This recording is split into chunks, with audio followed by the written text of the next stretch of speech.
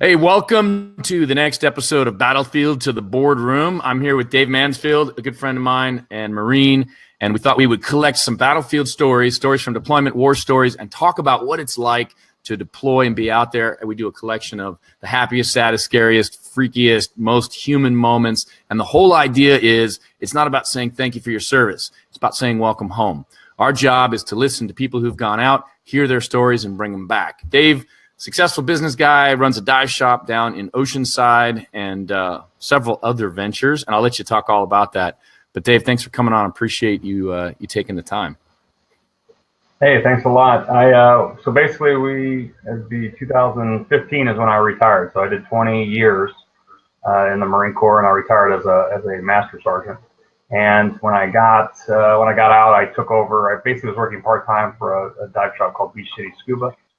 We had at the time 5 locations. We now have 7 locations, and we are totally rocking and rolling out here in Southern California. So it's been a lot of fun. That's what I do for a living. But like I said, I spent 20 years in the Marine Corps, did everything every enlisted man could ever want to do. I was a mortarman by trade, and then went on to become basically an 0369 infantry guy. Cool. Yeah.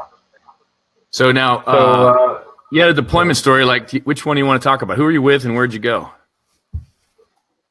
I got the opportunity to do the invasion. I did Ramadi. I did Afghanistan. So I basically did 7 deployments total. 4 of those were combat deployments, 2 and 2.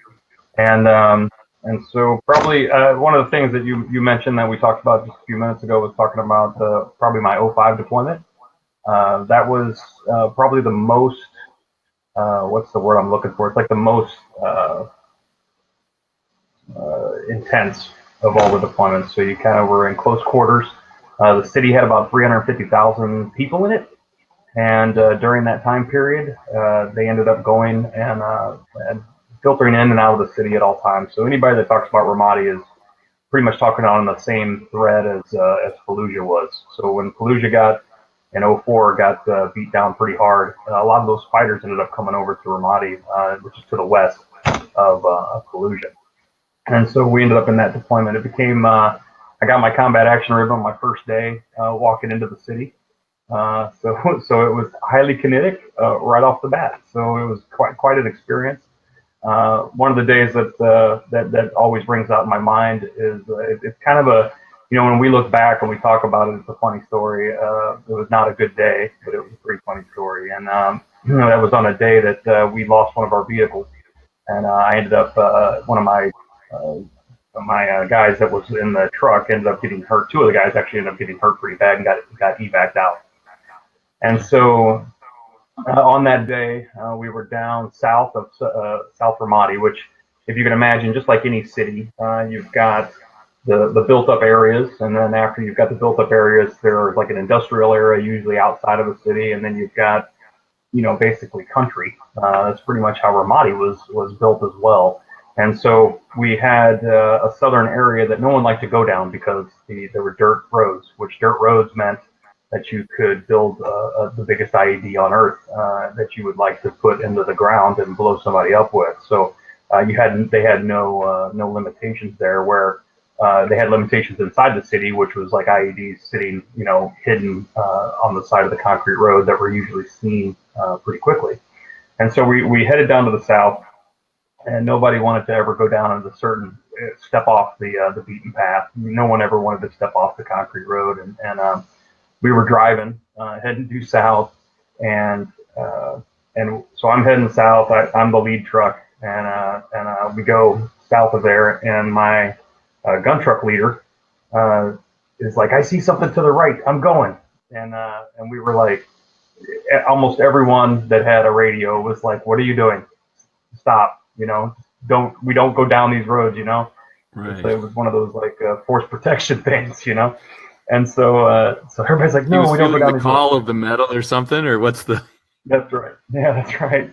And so I ended up turning around, and we got down to investigate where it was, and we were a good half mile into country roads, somewhere around there. And so we got about half mile in, and we go to turn around. We're like, all right, we're getting the hell out of here. We're gonna go home. And if you can imagine, it was like almost like a set of train tracks, or something like that that was running, due east and west. And we were on either side of that berm line. And so we're on the other side of the berm line, and we get back into formation. And Eric Hunt was the guy that made all that hubbub about wanting to go down there and look at nothing. And so we get back in the vehicles, and we start heading back. Well, I, unbeknownst to me at the time, I rolled over the IED, and then the second truck rolled over the IED. And I'll never forget looking in the rearview mirror, because that was one of the things I habitually did. I would just look down. I was I was the platoon commander, so I looked down into the right hand mirror, and I will never forget looking over and seeing the bottom of his vehicle. So if you can imagine I was looking at the truck, the bottom of the truck, just flying through the air, doing this number, And I remember seeing it, and I was confused on what I was seeing, and then we heard the boom and all that stuff. So naturally we stopped. And so when we stopped, I got out of the vehicle thinking the very worst had happened, because I just saw a vehicle fly in the air, and the whole front of the truck was gone. So the truck was just completely, the whole front end was disappeared. And everybody kind of laughed about this after the fact, because we had just had shocks put in the day before. Yeah, it hurts. Yeah, when you lose the new. You lose the new gear, So here's a brand new shock, just gone. There was a tire missing, so everybody's, years later will laugh about those things and find out what happened to that tire. No one ever found that tire. So, but at that time, it was obviously a scary situation. We had our gunner, whose name was Muse. He ended up getting hurt real bad. He got peppered really bad by the IED. So he ended up getting injured, and he ended up getting evac. He was the priority. And Eric ended up losing basically his kneecap, from what I understand. So the bone of the kneecap was no more. So he still has his leg. He limps around and goes fishing and lives out in Tennessee now. But at the time, we had it was almost textbook. So every book that you read about IEDs and all those things, it was every bit of training that the Marine Corps had taught us was literally happening right before my very eyes. And so if you looked at the blast hole, and I looked to the north and could see a pole, a single standing pole sitting there in the grass, and then further back was another pole that was an electrical pole, and you could see those were the aiming stakes. Those were the things that. It was almost like, wow, someone actually paid attention to this stuff and taught us how to do our job. And no sooner had I looked over there, and everybody and their mom was, security was out, everything was out, and no sooner had I looked over there than a guy stood up from that position, that exact position I was looking at. And once he stood up, he was identified and taken care of. And about 3 hours later, somewhere around there, we went over there just to make sure that we didn't, take out some farmer on accident. And when we got over there, it was textbook. There was the cell phone laying on the ground. There was every piece of evidence you needed was laying right there, and it was kind of wild to come on the backside of that and be like, wow, that was literally how we were trained and how we were supposed to be doing during that time period. So, but we ended up. It took us about 8 hours to clean up that scene. We got Eric home, got Muse home, and that was probably. I had already had a couple guys evac out of that area, but that was probably the biggest experience in Ramadi that I'd had as far as dealing with the whole thing. That's Ramadi. There's two things that jump out at me, man. Like you glazed over it like it wasn't a big deal, but you spent 8 hours cleaning that thing. Yeah. We watch the movies and everybody thinks like, the IED hits and everyone runs around and they shed a tear and then they hop in their next vehicle and off they go. But like that's an entire day of walking the explosion site and going through, blood and carnage and parts. And even with all that time, you never found your tire, which means you weren't really working that hard, but you were there, right? So, yeah. I'm busting your chops, but that's just, I don't think people understand how long it takes to make sure you did it right and to put the pieces together. So good on you that was one of for our, the trigger, man. Yeah. that was one of our main concerns was you didn't want that stuff out there, because what you didn't want is you didn't want that tire to be found by somebody else, right? So you didn't want that tire to be found, and then that was an IED, and then some guy walks up and says, "Oh, here's one of our Humvee tires," and he picks it up, and he ends up being a victim. So it was really important that we cleaned all that stuff out. But you know this stuff too. It's task oriented, so we're built. Time's not of importance when you're in the Marine Corps. It's literally you're built to finish the task at all costs. And you're right that there were times out there that 28 hours later you're still out there and you're trying to stay awake and you're running on pure adrenaline, and you're just thinking to yourself, "Wow, this."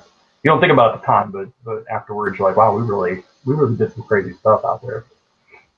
Yeah, no, I mean I know lots of stories. Guys drive themselves into the ground, and it takes time to clean all that up and to make sure you do it right, and to survey the area and make sure you don't leave things that can be dangerous to others. I mean, all those things.